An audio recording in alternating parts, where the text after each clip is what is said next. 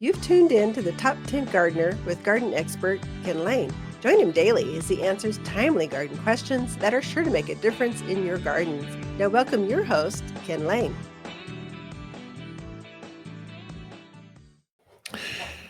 And we're back with Lisa Lain in the studio. She comes each week and just shares her garden expertise. Just gardening. The more gardeners you get in a garden to discuss how to garden in that space, the more opinions, advice, and fun, design, flair, personality you're going to see come out in that gardening. So a true garden, takes on the feeling of the artist, the designer that put those plants together. And they're trying to attract wildlife and plants and roadrunners and lizards and different kinds of flowers and butterflies that migrate and stay around and humming. It's a fun thing. And all of it's there to capture the sunlight at different times of the day. The seasons change. It's a beautiful, living, breathing piece of art when it's really done well. And so I think Lisa comes and helps us share that. I don't even know why I went on that riff. I don't know, but I don't know what to say now. I'm done. Okay, just inspire us to do all of that. Okay. I'll do that. I think that's part of what we do here is we're not just selling plants. I need a plant. Oh, I've got 2 acres of them. But I need a plant for this space that makes it special, that's unique, that's different, that my neighbors will walk by and go, wow, that is so cool. Where do you get that? How do you do that? How old is it? Share with me. How did you pull that off? And so that's what true landscaping design. And we spend more time with the flair of it than just, here's 3 plants. Which one you like? Go. Mm-hmm. Oh, are you done now? Yeah, sorry. Yeah, I'm on a roll. Too much coffee. Here we go. Not talked to another cup. It's like, woo, he's going today, which is good. So I brought a couple plants in to show, but I also want to talk about perennial gardens, how you plan a perennial garden. But we got I'm always talking about Rainbow Ascot Euphorbia. You've probably heard me mention it like 20 times. They have a new Euphorbia out. This one is Miner's Merlot. Merlot. I don't wonder where Miners came from. Is that the developer's name? Could be the developer. I have to research that. Pretty. But same as the Rainbow Ascot, it's going to be evergreen, animal resistant, but it is a beautiful kind of burgundy color, burgundy green color. A wonderful put it together with the Rainbow Ascot. You talk about screaming color. It is amazing. So just a really cool new one. I wanted to show it to people, those that are watching. If you're listening, you got to come down and look at it. It probably gets, if I can describe it, or the airway, if you're driving down the highway, heading to Costco or Trader Joe's or wherever you're heading to now, taking the kids to soccer, going to church. This plant gets up about knee high, vase-shaped. It's got kind of elongated foliage, but it's deep. It's not black, but it's sure close to us. Like the top of the foliage is black. The bottom is burgundy. So you get this two-tone, very dark, rich color to it. The beauty with euphorbias they are evergreen. Animals don't eat them. So it's related to gopher plant, if you're familiar with that. That's another variety of euphorbia. It's been in bloom gopher plant's been in bloom for a month or more, with these bright yellow flowers. It's a blue foliage that spreads out. This is a purple foliage. Actually, they would be striking together. The red, yellow flowers, the blue foliage with this Merlot color. Oh my God. Same companions. They like the same kind of full sun. Hit it with wind, surrounded with asphalt, kick dirt at it. It still grows easily. Looks great in a container. Yeah. So I just want to bring that in and show people. Merlot Euphorbia. Miner's Merlot. And then just to show people, because everybody's always asking. Yeah, that's right. When are your California poppies coming in? We have our first load. So our first load came in.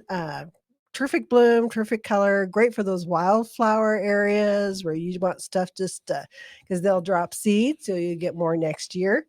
So terrific for those areas where you just kind of want things to be a little. What are you doing? I'm trying to help the folks watching this on YouTube. I'm trying to have a serious conversation.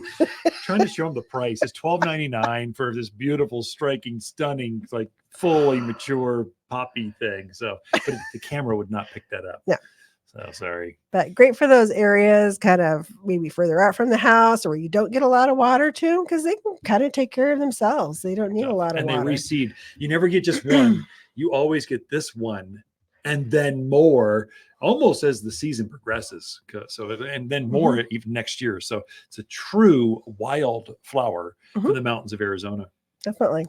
And then we're also starting to get some delphiniums in. Yay. I love delphiniums. They also kind of announced that spring. Delphiniums are kind of, they can be purple, they can be blue, they can be white, they can be a combination. They send a beautiful spike up over very delicate foliage. It's great for those perennial beds. Likes a little bit of a shadier area.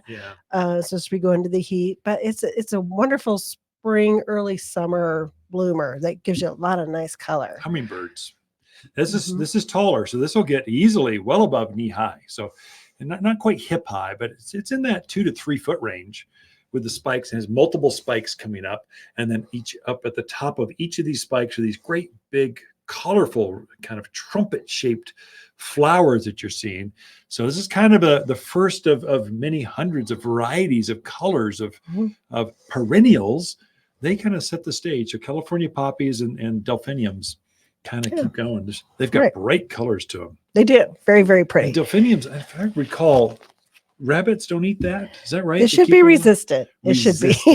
They'll have a sick tummy if they start to eat it. Probably won't kill them, but anyway. But of those things. So perennial flowers. The reason I'm running out of time, but I'll quickly hit a few things. But in our yard, we have this section of our yard that's just, it's a weird little section up against the fence, our neighbor's fence. And over the years, we've had vegetable gardens in there. We've thrown a few plants in there. It's experimental. It's fun. It's extra. It needs some help. Okay. I'm sensing some plants coming home this weekend. Yeah, probably. So it started me thinking about how you design a perennial garden. Yeah. So I'm going to hit on a few of those things that are important. And the first being is know your zone, know where you're at. Now, most of us are in the Quad City area, the high desert, mountainous area. So the plants that you can grow here maybe aren't the same as the ones you grew down in Phoenix or in Southern Cal, or maybe they are. You just got to put them in different positions. But know your zone. Know which way your perennial garden is facing. Is it facing north? Is it west? Is it east? So those are things important. Those are things you want to know when you're planting that bed. You also want to know the plants that you're thinking about putting in there. How tall and wide at maturity are they? Everybody sees this cute little flower at the garden center and they bring it home. And then the next year it's taking over their entire introduced in the middle of the garden and there's nothing left but vinca.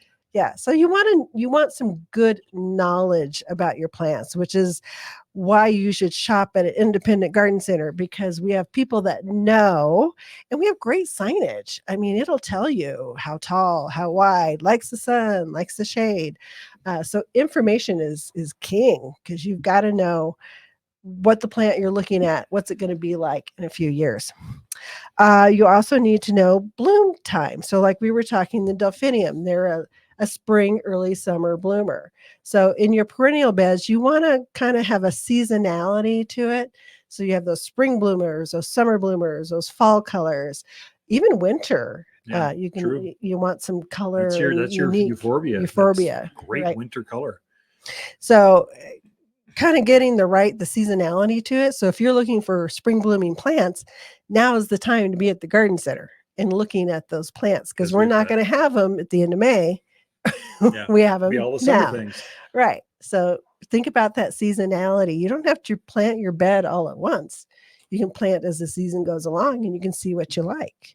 Also know what the plant's needs are. So we were talking about the euphorbia, which loves the heat, loves the sun, loves to be dry. You wouldn't want to plant that next to the delphinium, because they have different needs. Delphiniums likes a little moisture, likes a little shade. So think about the combos, the plants that you're putting together. Are they going to be complementary with each other? Because not all of them are. And then also know, do they need shade? Do they need sun? Do they need a lot of water? Do they like to go dry? Because that will make a big difference about what you put in there. And we're almost done. I think you're there. I know you got 3 more pages to share with folks, but come talk to Lisa afterwards and she can kind of hone you right in. Or better yet, just peruse the perennials that are here. All these are here at the garden center now. The poppies, Delphiniums, and euphorbias. Check out the new ones and the old ones. They're Rainbow Ascots. They're all good to be planted now. But Ken and Lisa Lain, we're here at Waters Garden Center. We love helping plants. We love helping people and pairing them together so they all thrive. Be right back after this. Growing up in Prescott, we knew spring was here when my grandmother's lilacs bloomed. I'm Lisa Waters Lain, and my grandmother would be thrilled with the new bloomerang purple lilacs at Waters Garden Center. They don't just bloom once in spring, they bloom again in summer. Mine bloomed 3 times last year, making spring last well into fall, and just $29.99. Come check out all the heavenly new sights and scents that are making this spring the most beautiful ever. Lilacs like Grandma used to grow and better. Waters Garden Center in Prescott.